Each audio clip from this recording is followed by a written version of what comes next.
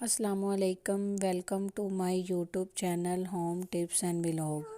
Viewers, आज मैं आपको कपड़ों से नेल पॉलिश उतारने का तरीका बताऊंगी।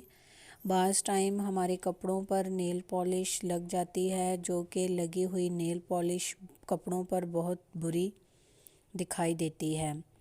तो वीवर्स, आपको मैं एक ऐसा तरीका बताने जा रही हूँ जो बहुत ही आसान तरीका है।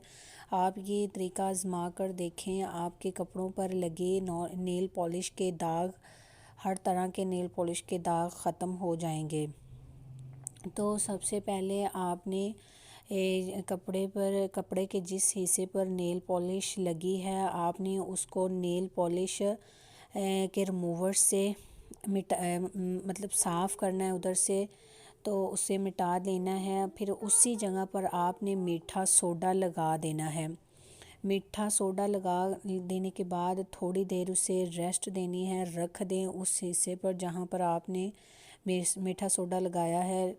तो उसके बाद आपने उस पर वॉशिंग पाउडर डालना है। तो उस पाउडर डालने के बाद आप उसी लगे हुए जहाँ पर नेल पॉलिश के दाग हैं उसे साफ़ पानी से धो देना है। तो नेल पॉलिश के लगे हुए दाग हर तरह के साफ़ हो जाएंगे।